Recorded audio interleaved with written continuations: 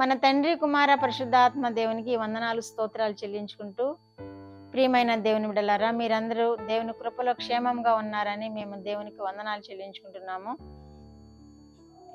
ఈ శుభదినాల్లో దేవుడు మిమ్మల్ని బహుగా ఆశీర్వదించాలని కూడా ప్రార్థన చేస్తున్నాము. ఈ దినమందు పుట్టిన దినములు, వివాహ దినములు జరుపుకుంటున్న బిడ్డలను దేవుడు బహుగా ఆశీర్వదించాలని, సంవత్సరాది నుండి సంవత్సరాంతం వరకు దేవుని కృప మీ మీద ఉండి దేవుని కృపలో మీరు వర్ధిల్లాలని ప్రార్థన చేస్తున్నాము. దేవుడు అట్టి దీవులు మీకు అనుగ్రహించునుగాక. దేవుడి దినమందు మనకిచ్చిన వాక్యము లూకాసు వార్త 2వ అధ్యాయం 10వ వచనం చదువుకున్నాం. అయితే ఆ దూత, భయపడకుడి, ఇదిగో ప్రజలందరికీ కలుగబోవు మహా సంతోషకరమైన సువర్తమానము నేను మీకు తెలియజేయుచున్నాను. దేవుడి వాక్యం ద్వారా మనల్ని దీవించునుగాక.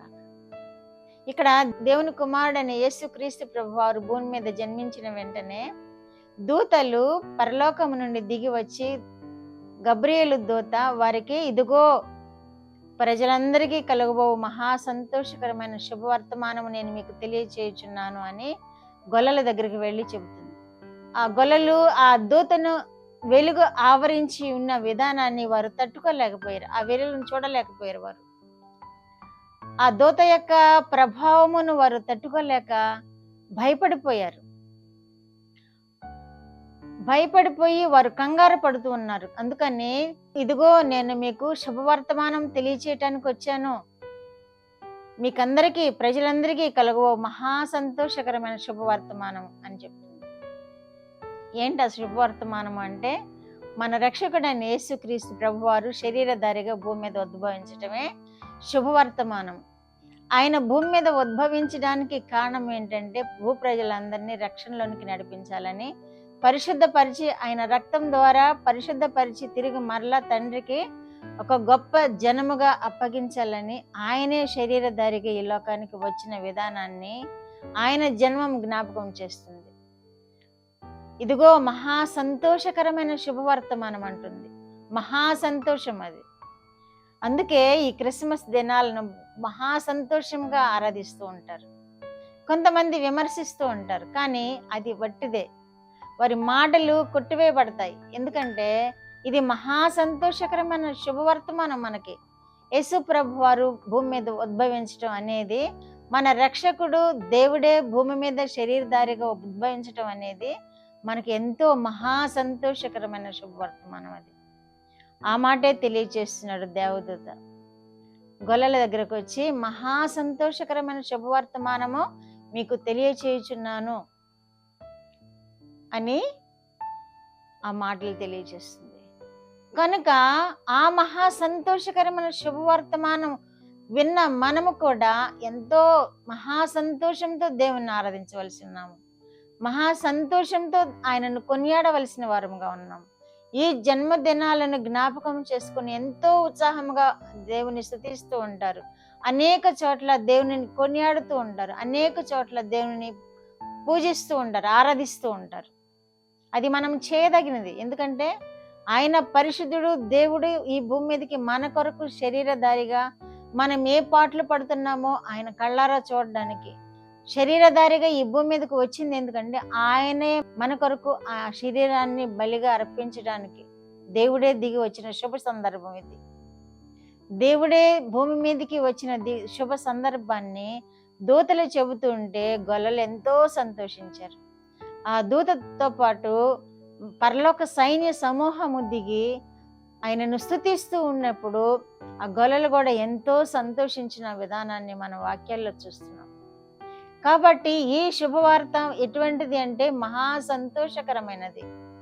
మన రక్షకుడైన యేసుక్రీస్తు ప్రభువారు జన్మము మనకి మహా సంతోషాన్ని కలుగు చేసేదిగా ఉన్నదని మరి ఒకసారి మనము జ్ఞాపకం చేసుకుంటున్నాము. కొంతమంది అంటారు, ఈ క్రిస్మస్ ఏముంది, క్రిస్మస్ చేయాలా అని. కొంతమంది చాదస్తులు క్రిస్మస్ చేయకుండా January 1 చేస్తారు. January 1 మాత్రం ఎక్కడి నుండి వచ్చింది? క్రిస్మస్ లేకుండా January 1 ఎక్కడి నుండి వచ్చింది? కనుక మనము ఈ దేవుణ్ణి కొనియాడడానికి మనము ఈ సందర్భము ఆధారం చేసుకుంటున్నాం. ఈ జన్మదినాలను, దేవుని యొక్క జన్మదినాలను జ్ఞాపకం చేసుకొని ఆయన జన్మను ధ్యానిస్తూ ఉన్నాం. బహుగా సంతోషిస్తూ ఆనందిస్తూ ఉన్నాం. బహుగా ఆనందం మనకి దినాలు. ఆయన జన్మమును గూర్చిన విశేషాలు మనకి బహుగా ఆనందాన్ని కలుగు చేస్తుంటాయి. మన జీవితంలో మరి దేనికి అంత ఆనందం కలుగుదేమో, ఎందుకంటే మన రక్షకుడు మన కొరకు భూమి మీద ఉద్భవించి మన హృదయాల్లో నివసించడానికి ఆయన శరీరధారిగా వచ్చిన ఈ స్థితిని మనకి మహా సంతోషకరమైన శుభ వర్తమానం అన్నమాట. కనుక ఈ శుభవర్తమానాన్ని మన హృదయాల్లో భద్రపరుచుకున్నాము, ఆ రక్షకుడిగా వచ్చిన యేసు క్రీస్తుని మన హృదయాల్లో చేర్చుకున్నాము, మన హృదయాలను ఆయనకు అప్పగిద్దాము, మన జీవితాలను ఆయనకు అప్పగిద్దాము, మన జీవితాంతము ఆయనను హత్తుకొని జీవిద్దాము. ఆ రక్షకుడే మనల్ని నిత్య రాజ్యంలోనికి నడిపిస్తాడు. యేసు ప్రభు వారు కూడా తన శిష్యులు సముద్రంలో భయపడుతూ ఉండినప్పుడు యేసుక్రీస్తు ప్రభు వారు కూడా ధైర్యం తెచ్చుకోండి, నేనే, భయపడకుడి అని వారితో చెప్పాడు. ఎందుకంటే ఆయన మనతో ఉంటే మనకి భయం అక్కర్లా. నేనే, భయపడకుడి అని వారితో చెప్పిన విధముగా ఈ రోజు కూడా నేను మీ కొరకు భూమి మీదకి వచ్చాను, భయపడకుడి, ధైర్యం తెచ్చుకోండి అని తెలియజేస్తున్నాడు. యోధా ఇజ్రాయిలీలు ఎంతో కష్టాలను అనుభవించారు. ఆ రోమా సామ్రాజ్యం పెడుతున్న శ్రమలను తట్టుకోలేకపోయారు. తట్టుకోలేక వారు మహాయాతన పడుతుంటే ఆ యాతనను చూడలేక మన రక్షకుడైన యేసు క్రీస్తు ప్రభు వారిని విముక్తి వారికి కలుగు చేయడానికి, అన్యజనులైన వారు మనకు కూడా విముక్తి కలుగు చేయడానికి, ఆ శ్రమల నుండి తప్పించడానికి రక్షకుడిగా ఈ లోకానికి యేసుక్రీస్తు ప్రభు వారిని పంపిన శుభదినము కనుక మనమందరము సంతోషిద్దాము, సంతోషంతో ఆయనను వేడుకుందాము, స్తుతిద్దాము, గణపరుద్దాము. ప్రార్థన. మా దేవా, మా ప్రియ పరలోక ప్రభువా, మీ పరిశుద్ధ పాదములకు వందనాలు, స్తోత్రాలు. మా రక్షకుడైన యేసయ్య స్తోత్రములు, పరిశుద్ధాత్మ దేవా స్తోత్రములు. ఈ ఉదయ కాలంలో మీరు ఇచ్చిన వాక్యం కొరకు స్తోత్రములు ప్రభువా.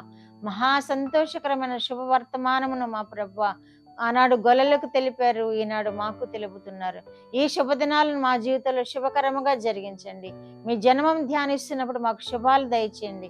మీ జన్మమును ఎవరైతే ధ్యానిస్తూ మీకు స్తుతి చెల్లిస్తున్నారో వారికి దీవెనలు, శుభాలు కలుగచేసి మీరు మహిమ పొందమని యేసుక్రీస్తు వారి పేరిట ఈ మనవులు మీ పాదముల యొద్ద వేడుకుంటున్నాను పరమ తండ్రి.